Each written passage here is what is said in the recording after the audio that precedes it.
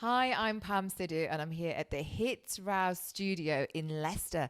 Now, I'm bringing to you a range of inspirational stories, and the lady that I'm talking to today is a very inspirational indeed.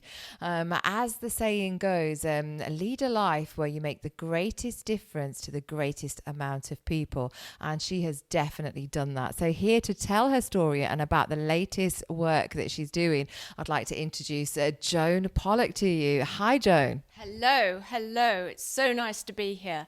And I'm looking forward to talking to you.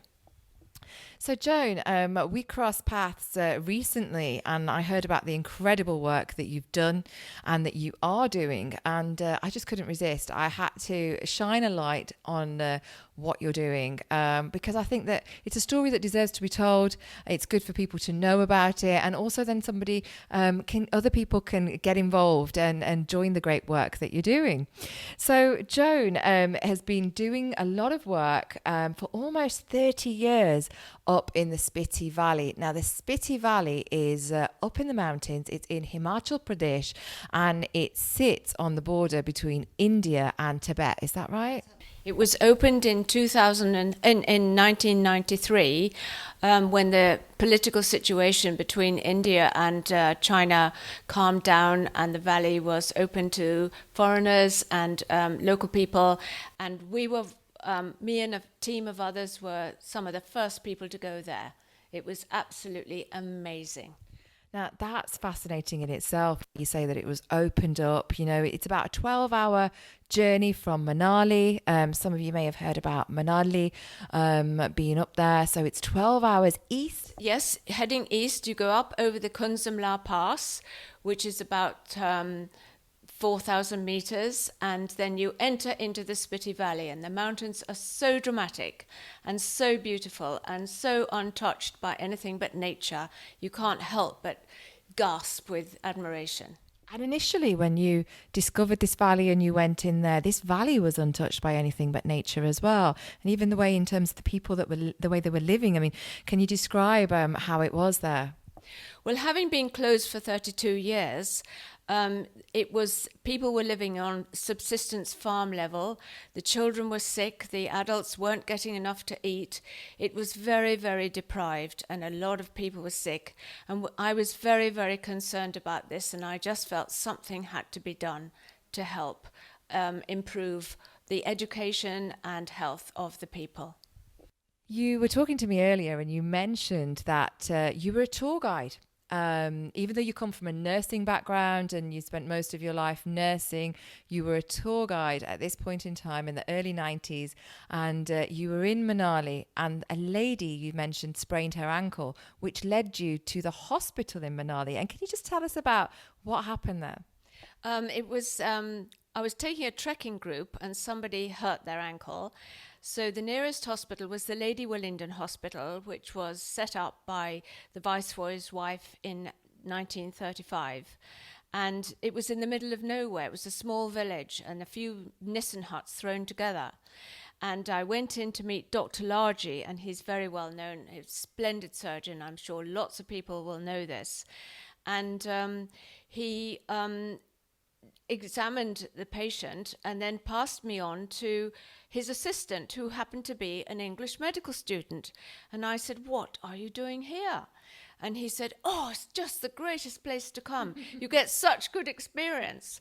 So having a medical student as a son, I thought, this would be lovely for him to come here. Eventually he did come, and we were invited to a photographic exhibition at my little group at the hospital one evening.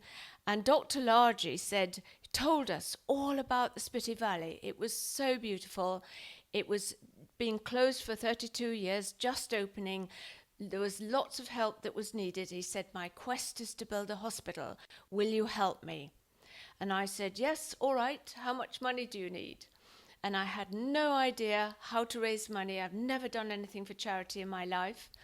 And so, to cut a long story short, in 3 years we raised £50,000 and managed to build and open the hospital during that time. In the meantime, I brought teams of doctors to Spiti every year for 5 years to help improve the health of the local people. And Dr. Largy helped us. We went as a great big team together, and we worked and worked and worked and worked from dawn to dusk. That's wonderful. And you did it. You made this hospital. And how many people is that hospital serving? Well, it has an operating theatre, which is the main thing. So it one of the things it does 3 or 4 what they call C-sections a week, which is women who have cesareans, because I was appalled by the amount of young mothers dying in childbirth. And then there's all the other things like appendicitis, cholecystitis, all the other surgical procedures that continued and have saved lots of lives in the last few years. That's wonderful. Great work. Well, congratulations for that. But the story doesn't end there. So you made the hospital and then you went on to build a school.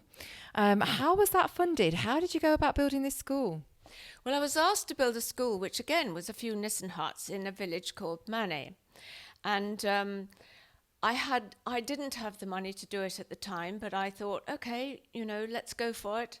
And so I approached an architect in Delhi who said you have to use environmental technology and lots of glass to make best of the solar energy and so on and so on. So Sunita Kaka became our architect, and she did a brilliant job, and it took us 3 years to build, and the money just seemed to come. I went to schools and I gave talks. Lots of schools supported us.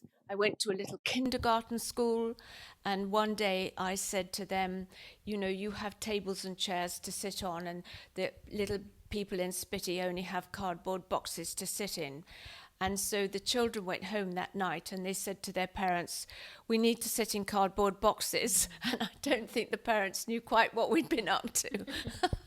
But it was all done with great spirit. And these little things decided they'd give their clothes to the children of Spiti. And one little one came up to me and he said, I've just given you my most favourite jacket, but the trouble is I've grown out of it. Aww. So there's all sorts of little stories like that. That's so wonderful. I mean, the hearts of children are amazing, and it's great that you rallied up their support. And talking about children, you also have set up a child sponsorship program for some of the children in Spiti. Could you tell us a little bit about that? Yes, I was approached one day by the grandmother of an orphan girl of about 14. And she said, please, please, please, will you educate our child, the child. Her parents had died, and she was with Granny, and Granny was getting a bit old and not able to cope. So I said, all right, if I'm asked, I'll do it. So I set up a child sponsorship system, and we specialize in poor children whose parents have no land, there's no prospect for the future, they're not going to be able to marry well or anything like that. And now, these years on, we have 35 children on our books, and I'm so delighted to say we've just managed to qualify a doctor after 6 years, and he comes from a very low-caste, poor family, and he's going to be one of the doctors of the valley, and we're absolutely thrilled about that. That's wonderful. So the local people, it's actually even providing employment for the local people, and through the upbringing that they've had and the training that they've had through the child sponsorship program, they're able to give back to the people there. That's wonderful, absolutely wonderful. But now, Joan, you also have a regular audience with the Dalai Lama. And I find that absolutely fascinating that you have the support of the Dalai Lama. But tell us a little bit about this. I mean, what about the Tibetan culture, and how did you actually go about meeting the Holiness Dalai Lama? Well, this is a Buddhist valley, and purely Buddhist, and there are 4 monasteries over 1,000 years old. Now, the Dalai Lama comes to this valley quite often to give teachings and to what he calls open their heads and getting them out of their medieval style of living. So when I'm in Spiti, I take the opportunity to try and meet His Holiness, and I do get an audience, which is just amazing. And I always discuss with him any project I'm about to take on, because I come from the West. This is not my culture, it's their culture. And I just feel I like to have his blessing on what I am doing and take responsibility for trying to improve the life of the people in the valley. So now I've had the privilege of meeting him 4 or 5 times, and we have some lovely discussions, and all for the well-being of the planet and people, and what he calls giving to sentient beings. That sounds amazing. Well, lucky you. I would love to meet him myself and to have an audience with him. Yes. And especially to have his blessing and his support in terms of the projects that you're doing. You also have the support of Joanna Lumley as well. We know she's done incredible work over in India. She has strong connections with India. And she has officially said that she's supporting the charity, which is just wonderful news. We wrote to her and asked her if she would be kind enough to support us and support what we're doing. And she said she'd be absolutely, truly delighted, and was, she's not been there yet. I'm hoping one day she might come. So watch this space. I mean, you are currently working on a project, but before we go there, there's a little bit more to the story that leads up to it. And so you set up the hospital, you set up the school, you created this child sponsorship program, which has helped a number of children over the years, and then you went on to build a community centre. So tell us a little bit about that. The people came to me one day and they said, we need a hall. We need a village hall, basically, because in the wintertime, their houses aren't big enough and they're not warm enough. And they wanted to have meetings and practice their traditional dancing, tell their religious stories, play their music, and they had nowhere to go. And so I thought about it for a while, and then I thought, if I'm going to build a hall, I need to build something else as well. So we incorporated into this a craft centre and what we thought would be an eye clinic. And upstairs we have homestays, so it could be self-funding. So in order to do this, I went back to the ancient technology used 2,000 years ago. I went to the Oravel Earth Institute in South India and approached Mr. Saprem Mani, who is the UNESCO representative for Asia for earth building. And so we went back to mud technology, basically, rammed earth and mud bricks and solar energy, thermal energy, and we built it absolutely according to the ancient tradition, which is also more earthquake proof because it's a high seismic zone. We have steel rings round the building on every floor. So we tried to think of everything to make it utterly sustainable for the future. And we want the local people to take on this. And from our example, I stayed there this January, and the temperature outside was minus 27 to minus 30, and our lovely building didn't go beyond plus 8, which meant you didn't exactly take your coat off, but you had running water, and it was warm inside, and had a most wonderful atmosphere. So with the great work that you're doing, you've won awards as well. Can you tell me a little bit about that? Yes. Due to going back to this ancient technology, which I seem to be completely taken over by, our architect applied to the United Nations Climate Change Awards scheme, which is run every year. It's a global thing, and people from all over the world submit their buildings. And we submitted the community centre, and there are only 10 awards allocated per year. Spiti Projects won the award for low carbon because we don't burn wood. It's all solar, natural energy, thermal energy, and we are not putting O2 emissions onto the planet. So we got an award for that. And my intention now is to try and get the government to take on this technology, because this is the future. We must stop burning trees. to keep warm and keep fed in the wintertime. Isn't that wonderful? Because climate change is a really big issue. It's the biggest issue that we are facing in terms of humanity. And through your research, you found a solution there, and it's using ancient technology. And not only is there research behind it, it's been tried and tested now in Spiti Valley, and now you're campaigning for the government to take this on. So hopefully, Joan, one day the whole world will have taken this on, and we won't be facing the issues that we're facing. So thank you. Now, you were telling me earlier that this community centre is doing multiple things. Can you tell us a little bit about that?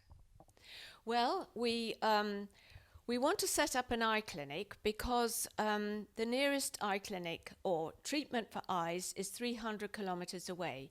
You either have to make a 2-day journey to Simla or you have to go to Manali. And we thought, we're so lucky, we can just go down to Boots and buy a pair of spectacles in half an hour. I mean, it's ridiculous. So I want to bring this to the valley. And in the meantime, I've been approached by the Rotary Eye Hospital in Palampur, which is very near Dharamsala, about 2 days' drive away. And they are desperate to come into the Western Himalaya to treat the local people. And this would cover the whole of Spiti and Kinnaur and a few other areas as well. They really feel that there is plenty of work for them to do. So we have dedicated 2 rooms in the community centre, one as an operating theatre and one as a refraction clinic to treat the local people. So the building is there for this eye hospital, but the equipment is needed. And you're looking at raising £100,000 for the equipment. But that would mean that patients within a 100-mile radius would be treated. And when I was talking to you earlier, it would affect the lives of 60,000 people. 60,000 people would actually have access to this eye hospital, which is one of the reasons why I thought, let's have a chat with Joan, because not only does she have an amazing story to tell, but she highlighted to me what was actually happening in the Spiti Valley and also what needs to happen now. So we're putting an appeal out there to people. If you would like to be part of this journey, and if you would like to be part of creating help for 60,000 people in terms of their eyes and in terms of the eye treatment that's desperately needed, please do donate. And how can people do that, Joan? We have a website which is www.spiti.org. Spiti is spelled Spiti. And on our website, we have a We Donate. And so you just press the donate button and you go on to Just Giving, and it's all automatic from there. And I'd be more than delighted to welcome you at any time. Do look at our website anyway. And if you can spare a little bit to support the to support Eyes for People, that would be so lovely. Thank you.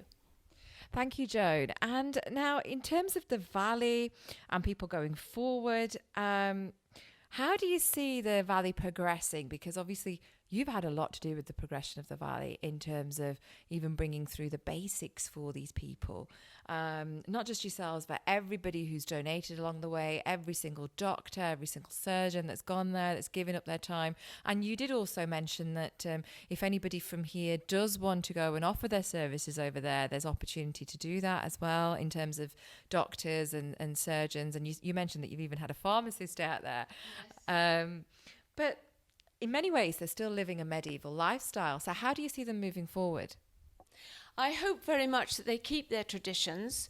They have their Buddhist rituals and all that sort of thing, which is amazing.